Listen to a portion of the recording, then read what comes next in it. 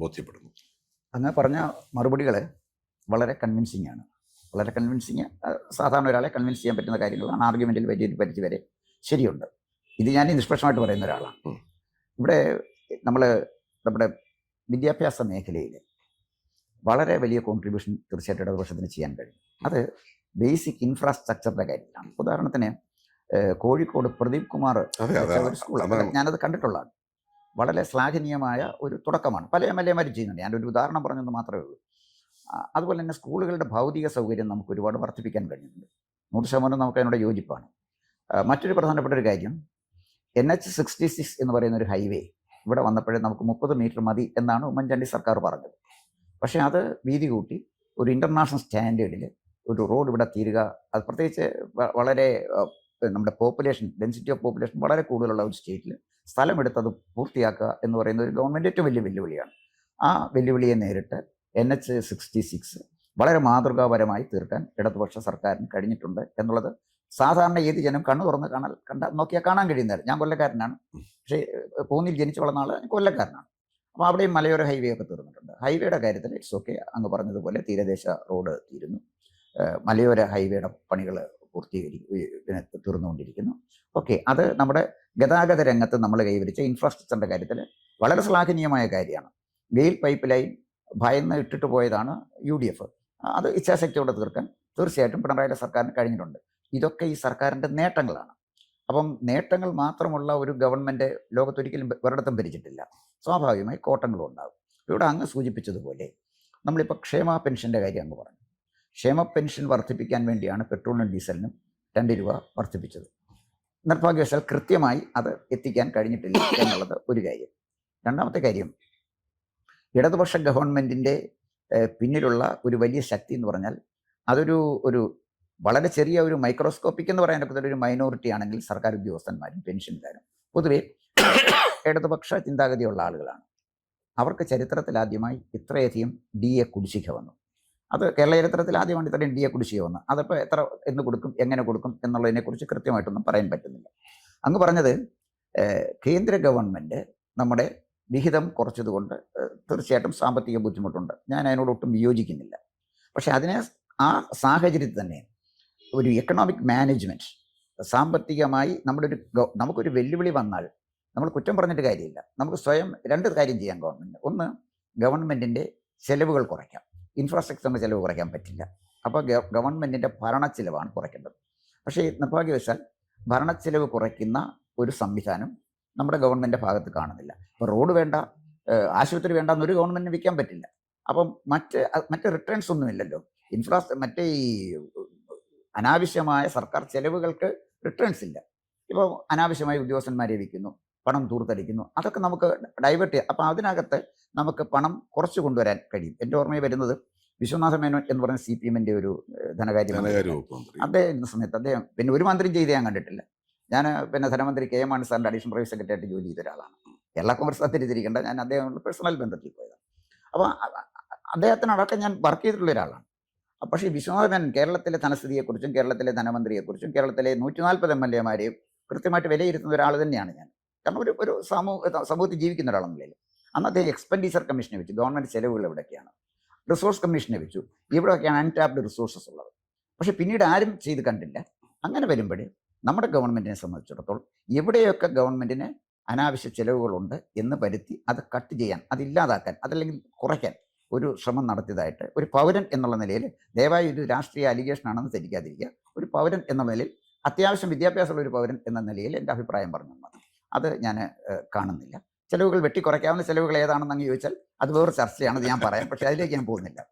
രണ്ടാമത്തെ കാര്യം എന്താണെന്ന് ചോദിച്ചു കഴിഞ്ഞാൽ, നമ്മുടെ ധനം വർദ്ധിപ്പിക്കാനുള്ള കാര്യം. ധനം വർദ്ധിപ്പിക്കാൻ നമ്മുടെ ഗവൺമെൻറ് പറ്റുന്ന സാർ, നമ്മുടെ ടാക്സ് പ്രോപ്പറായിട്ട് തിരിച്ചെടുക്കണം. വലിയൊരു ശതമാനം ടാക്സ് നമുക്ക് പ്രോപ്പറായിട്ട് പിരിച്ചെടുക്കാൻ പറ്റുന്നില്ല. അപ്പം ഈ കാണിച്ച ഇച്ഛാശക്തി, അതായത് NH-66 പൂർത്തിയാക്കാൻ കാണിച്ച ഇച്ഛാശക്തി, ഗെയിൽ പൈപ്പ് ലൈൻ തീർക്കാൻ കാണിച്ച ഇച്ഛാശക്തി ടാക്സ് പിരിക്കുന്നതിലൂടെ കാണിച്ചിരുന്നുവെങ്കിൽ അങ്ങ് പ്രതീക്ഷിക്കുന്ന പോലെ കേരളത്തിലെ ഈ ധന പ്രതിസന്ധി വലിയൊരു പരിധിവരെ തീർച്ചയായിട്ടും കംപ്ലീറ്റ് ഒന്നും ഞാൻ പറയുന്നില്ല, പൂർത്തിയാക്കാൻ കഴിയുമെന്ന്. അപ്പം നമ്മുടെ ധന സമീപനത്തിൽ, ധനകാര്യ മാനേജ്മെൻറ്റിൽ അത് നമുക്ക് വീഴ്ച പറ്റിയിട്ടുണ്ട് എന്ന് അങ്ങ് കരുതുന്നുണ്ടോ? ധനകാര്യ മാനേജ്മെന്റ് നന്നായി നടത്തുന്നത് കൊണ്ടാണ് സർ ഈ സാമ്പത്തികമായ ഉപരോധം ഉണ്ടായിട്ട്. ഒറ്റ വാക്കിൽ ഞാനത് പറയാം, 4 വർഷക്കാലം കൊണ്ട് മിനിമം 2 ലക്ഷം കോടി രൂപയാണ് കേരളത്തിന് മുൻകാലങ്ങളിൽ, അവിടെയാണ് കാണേണ്ടത്, മുൻകാലങ്ങളിൽ കേരളത്തിന് കിട്ടിക്കൊണ്ടിരുന്നത് പോലെ കിട്ടിയിരുന്നെങ്കിൽ, അത്രേ ഞാൻ പറയുന്നുള്ളൂ, വർദ്ധിപ്പിച്ചു തരികയല്ല, മുൻകാലങ്ങളിൽ കിട്ടിക്കൊണ്ടിരുന്നത് പോലെ കിട്ടിയിരുന്നു എങ്കിൽ നമ്മുടെ ഇപ്പൊ കേരള സർക്കാരിന്റെ ഖജനാവിൽ മിനിമം 2 ലക്ഷം കോടി രൂപയും കൂടി കണ്ടേനെ. ആ കുറവുണ്ടായി. ഒന്നാം പിണറായി ഗവൺമെന്റ് ശമ്പള കുടിശ്ശികയുടെ കാര്യം പറഞ്ഞു, പരിഷ്കരണം നടത്തിയത് ഓർമ്മയുണ്ടല്ലോ സാറേ. ആ ശമ്പള പരിഷ്കരണം പ്രഖ്യാപിച്ചത് ഒന്നാം പിണറായി ഗവൺമെന്റാണ്. 2ാം പിണറായി ഗവൺമെന്റാണ് അത് മുടങ്ങാതെ ഇന്നും കൊടുത്തുകൊണ്ടിരിക്കുന്നത്. ഒരു വർഷം ശരാശരി 20,000 കോടി രൂപയുടെ അധിക ചെലവാണ് ആ പരിഷ്കരണം വഴി ഉണ്ടായത്. 4 വർഷമായപ്പോ 80,000 കോടി. ചെറിയ വ്യത്യാസങ്ങൾ ഉണ്ടായേക്കാം, ഇല്ലേ? ഇനി നിങ്ങൾ കാണേണ്ട ഒരു വസ്തുത, ധനമാനേജ്മെന്റ് കൃത്യമായി വളരെ സൂക്ഷ്മതയോടുകൂടി പോകുന്നത് കൊണ്ടാണ്. ഒന്നാം പിണറായി ഗവൺമെന്റ് അധികാരത്തിൽ വരുമ്പോൾ വെറും 30 ലക്ഷം അല്ലേ ഉള്ളൂ, അല്ലെങ്കിൽ 32 ലക്ഷം പെൻഷനേഴ്സ് അല്ലേ, സാമൂഹ്യ സുരക്ഷാ പെൻഷനേഴ്സ് അല്ലേ ഉള്ളൂ സാർ, ഇല്ലേ? ഇപ്പൊ എത്രയാണ് സാർ? ഇപ്പൊ അത് ഇരട്ടിയായി, ഇല്ലേ? അന്ന് 600 ആയിരുന്നു, 1600 ആയി. അപ്പോ ചെലവിലുണ്ടായ വർധനവൊന്ന് ആലോചിച്ച് നോക്കുക. ആ ചെലവിലുണ്ടായ വർധനവിനെ വരുമാനം, നിങ്ങൾ പറഞ്ഞ വളരെ കൃത്യമായ ധന മാനേജ്മെന്റിന്റെ ഭാഗമായിട്ടാണ് അത് മാനേജ് ചെയ്ത് പോകാൻ വേണ്ടി കഴിയുന്നത്. പിന്നെ താങ്കൾ പറഞ്ഞത് ക്ഷേമ പെൻഷൻ കുടിശ്ശികയുണ്ട്, ഇല്ലേ സാറേ? ഈ 1ാം പിണറായും 2ാം പിണറായും കൂടെ വരുമ്പോ ഇപ്പൊ കൃത്യമായി പറഞ്ഞാൽ ഈ മാസം ആക്കുമ്പോ ഇപ്പൊ ജൂൺ ആണല്ലോ, ഇല്ലേ? മെയ് മാസമാണ് വന്നത്. അപ്പൊ അങ്ങനെ നോക്കിയാൽ നമുക്കിനി 109 മാസമായി, ഇല്ലേ? 10 വർഷമാകുമ്പോ 120 ആണല്ലോ. 109 മാസമായി. അപ്പൊ 109 മാസത്തിൽ 2 മാസത്തെ കുടിശ്ശിക വരുമ്പോ 18 മാസത്തെ കുടിശ്ശിക. അപ്പൊ 109 8 17 10 127, അതിൽ 2 മാസത്തെ കുടിശ്ശിക. അപ്പൊ 125 മാസത്തെ പെൻഷൻ കൊടുത്തു, വന്നിട്ട് 109 ആയുള്ളൂ. അപ്പൊ 109 മാസം കൊണ്ട് 125 മാസത്തെ പെൻഷൻ ജനങ്ങളുടെ കൈകളിൽ എത്തിച്ച, ഇപ്പോഴും മാസാമാസം, മുൻ പിണറായി ഗവൺമെന്റ് വരുന്നതിന് മുമ്പ് മാസാമാസം പെൻഷൻ കിട്ടിയ ചരിത്രം കേരളത്തിലുണ്ടോ? സാമൂഹ്യ സുരക്ഷാ പെൻഷൻ ചരിത്രത്തിൽ കിട്ടിയിട്ടുണ്ടോ? ഇല്ലല്ലോ. അത് LDF-ഉം UDF-ഉം ഉണ്ടായിരുന്നു. അന്നും മാസാമാസം കിട്ടുന്ന സിസ്റ്റം വന്നില്ല. ഇത് മാസാമാസം കിട്ടുന്നു എന്നുള്ളതല്ല, പാവത്തുങ്ങളുടെ വീട്ടിൽ കൊണ്ടുപോയി കൊടുക്കുകയല്ലേ സാറേ പൈസ. അങ്ങനെ ഒരു സംവിധാനം ഉണ്ടായില്ലേ? അതിപ്പോഴും മുടങ്ങാതെ കൊടുക്കുന്നു. അതിനോടൊപ്പം നിയമസഭയിൽ 5 മാസത്തെ കുടിശ്ശിക ഉണ്ടായപ്പോഴാണല്ലോ ഈ കോലാഹലങ്ങളെല്ലാം ഉണ്ടായത്. അത് ഇത്ര മാസം കൊടുത്തു എന്നുള്ളത് ആരും പറഞ്ഞില്ല, കുടിശ്ശിക വന്നതേ പറഞ്ഞുള്ളൂ. അപ്പോ ഒരു വർഷത്തിനുള്ളിൽ അത് 5, ഇനി പെൻഷൻ മുടങ്ങുന്ന പ്രശ്നമേ ഇല്ല, എന്ത് മുടങ്ങിയാലും പെൻഷൻ മുടങ്ങില്ല. ഒരു വർഷത്തിനുള്ളിൽ 5 കുടിശ്ശിക ഈ ഒരു വർഷത്തിനുള്ളിൽ കൊടുത്തു തീർക്കും പറഞ്ഞു. 3 എണ്ണം കൊടുത്തു കഴിഞ്ഞു സാർ, ഇനി 2 എണ്ണമേ ഉള്ളൂ. ഇന്ന് വരെ പിന്നെ പെൻഷൻ മുടങ്ങിയിട്ടുമില്ല. പിന്നെ ശമ്പളം മുടങ്ങുന്നു എന്ന് പറഞ്ഞു. നിങ്ങളിപ്പോ ശമ്പളം മുടങ്ങുന്നു എന്നുള്ള തരത്തിൽ തന്നെ വാർത്തകൾ ഉണ്ടായിരുന്നല്ലോ, മുടങ്ങിയില്ലല്ലോ. അത് കൃത്യമായ ഒരു ധന മാനേജ്മെന്റാണ്. നമ്മുടെ ചെലവ് വർദ്ധിച്ചു. ഇപ്പൊ 2 ലക്ഷം കോടി രൂപയുടെ ബഡ്ജറ്റാണ്, അല്ലേ? കേരളത്തിന്റെ ചരിത്രത്തിലെ ഏറ്റവും വലിയ ബഡ്ജറ്റ് അല്ലേ കഴിഞ്ഞ തവണ അവതരിപ്പിക്കപ്പെട്ടത്? താങ്കൾ ധനമന്ത്രിയുടെ കൂടെ ഇരുന്നയാളല്ലേ? ആണല്ലോ. അപ്പൊ നമ്മുടെ എക്സ്പെൻഡിച്ചർ ഉണ്ടായ വർധനവ് ഒന്ന് ആലോചിച്ച് നോക്കുക. അത് മാനേജ് ചെയ്യുന്നില്ലേ? പിന്നെ താങ്കൾ പറഞ്ഞു സാമൂഹ്യ സുരക്ഷാ പെൻഷൻ കൊടുക്കാൻ വേണ്ടിയിട്ടാണെന്ന് 2 രൂപ പെട്രോളിന് സെസ് ഏർപ്പെടുത്തിയത് വഴി ഗവൺമെന്റ് തന്നെ പ്രതീക്ഷിച്ച തുക എത്രയാണ്? 700 കോടിയാണ്. അറിയാമല്ലോ, അത്രയും കിട്ടിയിട്ടില്ല. ഒരു മാസത്തെ പെൻഷൻ കൊടുക്കാൻ കഴിയില്ല സാർ. ഈ 700 കോടി വെച്ച് ഒരു മാസത്തെ പെൻഷൻ പോലും കൊടുക്കാൻ കഴിയില്ല. അപ്പോ വ്യാഖ്യാനങ്ങൾ, അതിനല്ലേ ടാക്സ് കൂട്ടിയത് എന്ന് പറയുന്നത്. പിന്നെ ഈ 9 വർഷത്തിനിടയിലും ഏത് മേഖലയിലാണ് സാർ ജനങ്ങളുടെ മേൽ അധിക ഭാരം അടിച്ചേൽപ്പിച്ചിട്ടുള്ളത്? നിലവിലുള്ള സംവിധാനം ശക്തമാക്കി താങ്കൾ പറഞ്ഞതുപോലെ ഗവൺമെന്റിലേക്ക് ലഭ്യമാക്കാനുള്ളത് വിട്ടുവീഴ്ച ഇല്ലാത്ത ആ ഉത്തരവാദിത്വം നിർവഹിച്ചതിന്റെ ഭാഗമായിട്ടാണ് കുറവുണ്ട് എന്ന് പറയുന്നത് ഞാനും അംഗീകരിക്കുന്നു. അത് കുറ്റമറ്റതാക്കുന്ന തരത്തിൽ 100%. ഇപ്പം യഥേഷ്ടം പണ്ട് സ്റ്റേ കിട്ടുമായിരുന്നല്ലോ സാർ. ഏഹ് കുടിശ്ശികയ്ക്കെല്ലാം സ്റ്റേ കിട്ടുമായിരുന്നല്ലോ. താങ്കൾ മാണിസാറിന്റെ കൂടെ ഇരുന്നല്ലേ? യഥേഷ്ടമായിരുന്നല്ലോ. ഇപ്പൊ കൊടുക്കുന്നില്ലല്ലോ സാർ. അപ്പൊ അത് ഒരു നിലപാടിന്റെ ഭാഗമായിട്ടാണ്. ആ ഒരു നിലപാടിന്റെ ഭാഗമായി പിന്നെ നിങ്ങളിപ്പോ പറയുമ്പോ ധനമാനേജ്മെന്റ് കൃത്യമായി എല്ലാം കൂടെ ഒരു 24 മണിക്കൂറല്ലേ ഉള്ളൂ സാർ. ആ കൃത്യമായി ശമ്പളവും പെൻഷനും ഒന്നും മുടങ്ങാതെ കൊടുക്കുക എന്നുള്ളത് തന്നെ 30 ദിവസം കഴിയുമ്പോൾ കൊടുക്കണ്ടേ സാർ, ഇല്ലേ? ആ ധന മാനേജ്മെന്റ് കൃത്യമായി പോകുന്നു എന്നുള്ളത് കൊണ്ടാണ് പെൻഷൻ മുടങ്ങും, അതുപോലെ ശമ്പളം മുടങ്ങാൻ പോകുന്നു. മനോരമ വാർത്ത പോലും എഴുതിയല്ലേ സാർ, സർക്കാരിന് കീറ മുട്ടി, കടമെടുക്കൽ പരിധി വെട്ടി, ഇങ്ങനെയൊക്കെയാണ് അവരുടെ കമന്റ് പോലും. ഇതിനെല്ലാം അതിജീവിച്ചിട്ട് ഒരു ശമ്പളവും മുടങ്ങാതെ, സാമൂഹ്യ സുരക്ഷാ പെൻഷൻ മുടങ്ങാതെ, അതിനോടൊപ്പം തന്നെ വിഴിഞ്ഞം പോർട്ട്, ചെറിയ കാര്യമാണോ സാർ? ആ വിഴിഞ്ഞം പോർട്ട് യാഥാർത്ഥ്യമാക്കുക. പിന്നെ നാഷണൽ ഹൈവേക്ക് അതിനും കൊടുത്തല്ലോ. പിന്നെ കിഫ്ബി ആ പദ്ധതി ദീർഘവീക്ഷണത്തിന്റെ ഭാഗമായിട്ടാണ് സാർ കിഫ്ബി പദ്ധതി കൊണ്ടുവന്നത്. ആ കിഫ്ബി പദ്ധതി വഴിയാണ് കേരളത്തിൽ ഇന്ന് കാണുന്ന നമ്മളിപ്പോൾ ഞങ്ങളും ഒക്കെ പറയുന്ന നാഷണൽ ഹൈവേയുടെ ആയാലും തീരദേശ ഹൈവേയുടെ ആയാലും മലയോര ഹൈവേയുടെ ആയാലും സ്കൂളായാലും ആശുപത്രി ആയാലും എല്ലാം. അല്ലാതെ താങ്കൾക്കും അറിയാമല്ലോ, നമ്മളുടെ റവന്യൂ ചെലവിന്റെ 80% ഏതിലേക്ക് പോകും സാർ? സാറ് പറ. സാറ് ധനമന്ത്രിയുടെ ആളായിരുന്ന ആളല്ലേ? ശമ്പളം പെൻഷൻ അല്ലേ? ബാക്കി 20% അല്ലേ? പിന്നെ നിങ്ങൾ ഈ ദുർച്ചെലവ് വളരെ കൃത്യമായി പറയണം സാർ. അതുവഴി എത്ര സമാഹരിക്കാൻ കഴിയും? ഇല്ല, ഒട്ടും ഇല്ല എന്നൊന്നും ഞാൻ പറയുന്നില്ല. പക്ഷെ അത് പരിഹരിക്കപ്പെടേണ്ടതാണ്. പക്ഷെ അത് പർവ്വതീകരിച്ച് കാണിക്കേണ്ട കാര്യമേ ഇല്ല. അതിന് ഒരു പരിഹരിക്കപ്പെടേണ്ട ഒരു ചെറിയ പ്രശ്നം തന്നെയാണ്. പല സ്ഥലങ്ങളിലും അതിന്റെ ഈ ഉദ്യോഗസ്ഥരുടെ പുനർവിന്യാസം തുടങ്ങിയിട്ടുള്ള കാര്യങ്ങളിൽ കുറച്ചുകൂടെ ശ്രദ്ധിക്കണം. പക്ഷെ ഞാൻ പറഞ്ഞ ഈ ധനമാനേജ്മെന്റിന്റെ ഭാഗമായി ഇത് മുടങ്ങാതെ കൊണ്ടുപോകുന്നതിന് കൂടുതൽ ശ്രദ്ധ കൊടുക്കേണ്ടി വരുമ്പോൾ ഈ താങ്കൾ ഈ പറയുന്നത് പോലുള്ളതിന് കുറച്ച് ശ്രദ്ധക്കുറവ് സ്വാഭാവികമായി മനുഷ്യരല്ലേ ഉണ്ടായിട്ടുണ്ട്. പക്ഷെ അതുകൂടി പരിഹരിക്കണം എന്നുള്ള കാര്യത്തിൽ അതിനോട് ഞാൻ യോജിക്കുകയാണ്. പക്ഷെ ഈ ഭീമകാരമായ തരത്തിലുള്ള ദുർച്ചെലവ് എന്ന് നമ്മൾ പറയുന്ന അങ്ങനെ ദുർച്ചെലവല്ലത്, യഥാർത്ഥ ചെലവ് തന്നെയാണ്. ഒഴിവാക്കാമാകുന്ന ചെലവുകൾ, അത് ചില സ്ഥലങ്ങളിലൊക്കെ അധികമായ ജീവനക്കാരുണ്ട്, അവരെ പുനർവിന്യസിച്ച് കൂടുതൽ കാര്യക്ഷമമായ തരത്തിലേക്ക് അതിനെ മാറ്റുക. ഇതെല്ലാം നമ്മൾ പറയുമ്പോഴും പുതിയ തസ്തികകൾ. സാറേ, ഈ ബുദ്ധിമുട്ടുകൾക്കിടയിലും ഇന്ത്യയിൽ ഏറ്റവും കൂടുതൽ PSC നിയമനം നൽകുന്നതാരാ? പക്ഷെ ആ അർത്ഥത്തിലാണോ സാർ ഈ നമ്മൾ പ്രചരിപ്പിക്കപ്പെടുന്നത്? ഇന്ത്യയിൽ നൽകുന്നതിന്റെ 60% ഒരു കൊച്ചു സ്റ്റേറ്റിൽ നിന്ന് നൽകുന്നു. അപ്പൊ അതിന്റെ ഒരു മഹത്വം, ഒരു വലിപ്പം, പക്ഷെ ആ അളവിൽ ജനങ്ങളിലേക്ക് അത് എത്തുന്നുണ്ടോ? എത്തുന്നില്ല. അത് ഒരു വസ്തുതയാണ്. ഞാൻ പറഞ്ഞ ഇത്യാദി കാര്യങ്ങൾ ജനങ്ങളുടെ കൂടുതൽ ബോധ്യപ്പെടുത്തേണ്ട ഉത്തരവാദിത്വം ഞങ്ങൾക്കുണ്ട്. കാരണം ഞങ്ങൾക്ക് അപ്പുറം നിൽക്കുന്നത് മാധ്യമങ്ങളിൽ വലിയൊരു വിഭാഗം, എന്ന് ഞാൻ പറയുന്നില്ല, മാധ്യമങ്ങളിൽ വലിയൊരു വിഭാഗം, BJP, SDPI, മനസ്സിലായില്ലേ? BJP ഉണ്ട്, SDP ഉണ്ട്, ജമാഅത്തെ ഇസ്ലാമി ഉണ്ട്, പിന്നെ UDF എന്ന സംവിധാനമുണ്ട്. ഇതിനെല്ലാം പ്രതിരോധിക്കാൻ LDF എന്നുള്ള ഒറ്റ സംവിധാനം മാത്രമേ ഇപ്പുറത്തുള്ളൂ. അതിൻ്റെതായൊരു ബുദ്ധിമുട്ടുകളുണ്ട്.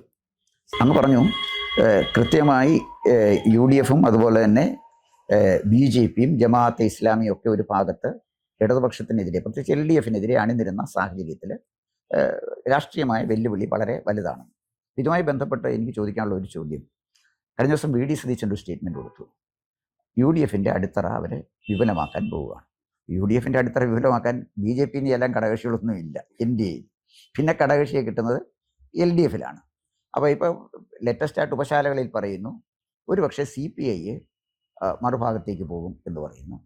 മാണി ഗ്രൂപ്പ് കേരള കോൺഗ്രസ് മറുഭാഗത്തേക്ക് പോകും എന്ന് പറയുന്നു. പക്ഷേ UDF ക്യാമ്പ് ആത്മവിശ്വാസത്തോടെ പറയുന്നു ഞങ്ങൾ അത്ഭുതങ്ങൾ സൃഷ്ടിക്കും, LDF-ന് ചില ആളുകൾ UDF-ലേക്ക് വരും എന്ന് പറയുന്നു. ഈ ഒരു സതീശൻ്റെ ഈ ഒരു സ്റ്റേറ്റ്മെൻറ്റിനെ അല്ലെങ്കിൽ അവരുടെ ഒരു പ്രതീക്ഷയെ അങ്ങ് എങ്ങനെയാണ് നോക്കിക്കാണുന്നത്? അടിസ്ഥാനരഹിതമാണ്. നിങ്ങളെപ്പോലുള്ളവരെ കൊണ്ട് ഇങ്ങനെ പറയിപ്പിക്കുക എന്നുള്ളതാണ്, അങ്ങനെ ഒരു നെറേറ്റീവ് സൃഷ്ടിക്കുക എന്നുള്ളതാണ് ആ ഒരു സ്റ്റേറ്റ്മെന്റിന്റെ പിന്നിലുള്ള രാഷ്ട്രീയ ലക്ഷ്യം. താങ്കളും ഇപ്പൊ ചോദിച്ചല്ലോ, ഇല്ലേ? പിന്നെ ഒരു കാര്യം അവിടെ കാണുമ്പോൾ അവര് വളരെ സേഫ് സോണിലാണെങ്കിൽ, ഭരണവിരുദ്ധ വികാരമൊക്കെ ഇങ്ങനെ ആഞ്ഞടിക്കുകയാണെങ്കിൽ, ഇതുവരെ ഭരണത്തിന്റെ കൂടെ നിന്നവരെ അങ്ങോട്ട് എടുക്കേണ്ട കാര്യമുണ്ടോ? ഇതുവരെ ഭരണവിരുദ്ധ വികാരം ആചരിക്കുകയല്ലേ. അപ്പൊ ആ ഭരണത്തിന്റെ ഭാഗമായിരുന്നവരാണല്ലോ ഈ പറയപ്പെടുന്നവർ, ഇല്ലേ? അപ്പൊ അവരെ കൂടെ എടുത്താൽ അത് ഗുണമോ ദോഷമോ? ഇല്ലേ? അവർ ഭരണത്തിന്റെ ആൾക്കാരായിരുന്നില്ലേ സർ? പിന്നെ ആഞ്ഞടിച്ച് നിൽക്കുകയാണെങ്കിൽ പിന്നെ ആളിനെ കൂട്ടേണ്ട കാര്യം ഇല്ലല്ലോ. അപ്പൊ അവർക്ക് ആത്മവിശ്വാസമൊന്നുമില്ല, നല്ല പേടിയുണ്ട്.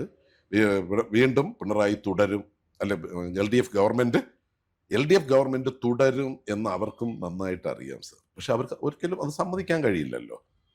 അപ്പൊ വിപുലപ്പെടുത്തും എന്ന് പറഞ്ഞാൽ അവർ വിപുലപ്പെടുത്തിക്കൊണ്ടിരിക്കുകയാണല്ലോ. കാരണം നമ്മൾ ഒരിക്കലും അംഗീകരിക്കാൻ കഴിയാത്ത സംഘടനകളുമായിട്ട് പോലും ചേരുന്നു. ഇപ്പോൾ അതാണല്ലോ ഞങ്ങൾ മഴവിൽ സഖ്യം എന്ന് പറയുന്നത് വെറുതെ അല്ലല്ലോ. കേരളത്തിൽ BJP ആയിട്ട് പണ്ടേ അവർ സഖ്യം കൂടിയിട്ടുണ്ടല്ലോ. ഇന്നും നിരവധി പഞ്ചായത്തുകൾ ഭരിക്കുന്നുണ്ടല്ലോ. അപ്പൊ അവിടെ ഇപ്പം നിലമ്പൂരിൽ കെട്ടിവെച്ച കാശ് പോട്ടെ, കഴിഞ്ഞ 2016 തെരഞ്ഞെടുപ്പിൽ കിട്ടിയ വോട്ട് പോലും BJPക്ക് കിട്ടിയില്ല, ഇല്ലേ? BJPക്ക് കിട്ടിയില്ല. കാരണം കഴിഞ്ഞ തെരഞ്ഞെടുപ്പിലും BJPയുടെ വോട്ട് ഒരു ഷെയർ UDF കൊടുത്തു, പ്രകാശിന് കൊടുത്തിരുന്നു. ഇപ്പൊ അവർക്ക് വോട്ട് വർദ്ധിച്ചിട്ടേ ഇല്ല. വർധനവെന്ന് പറയുന്നത് 52 നിയമസഭാ തെരഞ്ഞെടുപ്പിൽ 52 വോട്ടിന്റെ വർധനവ് എന്നുള്ള തരത്തിലാണ്. എന്നിട്ട് അവിടെ ഇത് ആഘോഷിക്കുന്നത് ആരാ? LDFന്റെ പരാജയം ആഘോഷിക്കുന്നത്. അവർക്ക് കെട്ടിവെച്ച കാശ് കിട്ടിയില്ല, പക്ഷെ അവരാഘോഷിക്കുകയാണ് LDFന്റെ പരാജയം. കാരണം അവരാഗ്രഹിച്ചിരുന്നു, അവരാഗ്രഹിക്കുന്നു. കേരളത്തിൽ LDFന്റെ പതനം ആഗ്രഹിക്കുന്നത് BJPയാണ്. അപ്പോൾ അതാണ് ഞങ്ങൾ വിപുലപ്പെടുത്തും എന്ന് പറയുന്നത്. BJP ഉൾപ്പെടെ, ജമാഅത്തെ ഇസ്ലാമി ഉൾപ്പെടെയുള്ള എല്ലാവരെയും, ഏത് വോട്ടിന് വേണ്ടി ഞങ്ങൾ ആരെയും ചേർക്കും, അതാണ് പറയുന്നത്. പിന്നെ LDF നിന്ന് കിട്ടും, CPI എന്നൊക്കെ പറയുന്ന സ്റ്റേറ്റ് പാർട്ടി ഒന്നും അല്ലല്ലോ സാർ. ഇവരതൊക്കെ വെറുതെ ഇങ്ങനെ പ്രചരിപ്പിക്കാം എന്ന് പറയുക എന്നുള്ളതല്ലാതെ പിന്നെ മാണിയെ കിട്ടും ഇങ്ങനെയൊക്കെ പറയാം. അവരുടെ ആഗ്രഹങ്ങൾ അതവർ പ്രകടിപ്പിക്കുന്നു. അപ്പൊ അത് അവരുടെ നടക്കാത്ത മനോഹരമായ സ്വപ്നം മാത്രമാണ്. തീർച്ചയായും. അപ്പം UDF സ്വാഭാവികമായിട്ട് ദുർബലമാകുമ്പോൾ അവിടെ പിന്നെ വളരാൻ സാധ്യതയുള്ളത് BJPയാണ്. BJPയുടെ വളർച്ചയെ അങ്ങെങ്ങനെയാണ് നോക്കിക്കാണുന്നത്? അല്ല, BJPയുടെ വളർച്ച പ്രതിരോധിക്കേണ്ടത് തന്നെയാണ് സാർ. അതില് ഞങ്ങൾക്കെപ്പോഴും അതുകൊണ്ടാണ് നിലപാടുണ്ട് എന്ന് പറയുന്നത്. വോട്ടിന് വേണ്ടിയിട്ട് നിലപാട് മാറ്റുന്ന പ്രശ്നമില്ല. താൽക്കാലികം UDFന് മാത്രമേ ഈ അഡ്ജസ്റ്റ്മെന്റുകൾ നടത്താൻ പറ്റത്തുള്ളൂ. അല്ല, ഞങ്ങൾക്ക് അറിയാഞ്ഞിട്ടാണ്. പക്ഷെ ചെയ്യില്ല. കാരണം ഇടതുപക്ഷത്തിനൊരു നിലപാടുണ്ട്. അത് ഇപ്പം തെരഞ്ഞെടുപ്പിൽ പരാജയപ്പെട്ടുകൊണ്ട് സ്വരാജ് പറഞ്ഞ എന്താണ്? ഇനിയുള്ള തെരഞ്ഞെടുപ്പുകളിൽ പരാജയപ്പെട്ടാലും നിലപാടിൽ മാറ്റമില്ല. നിലപാടുണ്ടാകണം സർ. ഇവർക്ക് നിലപാടില്ലാത്തതിന്റെ ഭാഗമായിട്ടാണ് നിങ്ങൾ ഇന്ന് BJP എന്ന് പറഞ്ഞാൽ പഴയ ആരുടെ കൂടാരമാണോ സർ? BJP എന്ന് പറഞ്ഞാൽ പഴയ കോൺഗ്രസ്സുകാരുടെ കൂടാരമല്ലേ? മനസ്സിലായില്ലേ? എന്തുകൊണ്ടാണ്? BJPക്ക് എതിരായിട്ടുള്ളൊരു നിലപാടും അങ്ങനൊരു മനസ്സും കോൺഗ്രസ് പ്രവർത്തകരുടെ ഉള്ളിൽ ഉണ്ടാക്കിയിട്ടില്ല. അതാ നിലപാടെന്ന് പറയുമ്പോൾ അങ്ങനെയാണ്. നമ്മൾ എന്നും എതിർത്തുകൊണ്ടിരുന്നതുമായിട്ട് പിന്നെ പൊരുത്തപ്പെടാൻ നമുക്ക് കുറച്ച് ബുദ്ധിമുട്ട് വരും. പക്ഷെ എന്നും ധാരണയിൽ പൊയ്ക്കൊണ്ടിരുന്നവരുമായിട്ട് ചേരുന്നതിന് യാതൊരു ബുദ്ധിമുട്ടും ഉണ്ടാകത്തില്ല. അതുകൊണ്ടാണ് കോൺഗ്രസ്സുകാർ BJPയിലേക്ക് പോകുന്നത്. അപ്പോൾ കോൺഗ്രസ് ദുർബലപ്പെടുന്നതിന്റെ ഭാഗമായി BJP ശക്തിപ്പെടുക എന്നതുകൊണ്ട് കോൺഗ്രസിനെ ശക്തിപ്പെടുത്താൻ കഴിയുമോ ഞങ്ങൾക്ക്? അത് നോക്കേണ്ടത് ആരുടെ ജോലിയാ? അത് നോക്കേണ്ടത് കോൺഗ്രസിന്റെ ജോലിയാണ്. അത് ചെയ്യുന്നില്ലല്ലോ അവർ. ഇതാണ് ഞങ്ങളുടെ നിലപാട്. അവരെപ്പോഴും വോട്ടിന് വേണ്ടി എന്ത് വിട്ടുവീഴ്ചയ്ക്കും തയ്യാറാകുന്നു. ആ നിലപാട് മതേതരത്വത്തിൽ വെള്ളം ചേർക്കുന്നു. ആ വെള്ളം ചേർക്കാത്ത നിലപാട് അവർ സ്വീകരിച്ചിരുന്നു എങ്കിൽ ഇന്ത്യയിൽ തന്നെ BJP ഈ തരത്തിലേക്ക് എത്തില്ലായിരുന്നു. കൂടുതൽ വാർത്തകളും വിശേഷങ്ങളും നേരിട്ട് ലഭിക്കാൻ ജനങ്ങളിൽ നിന്ന് ജനങ്ങളിലേക്ക് ജനഭൂമി ന്യൂസ് സബ്സ്ക്രൈബ് ചെയ്യൂ. ബെൽ ബട്ടൺ അമർത്താനും മറക്കരുത്.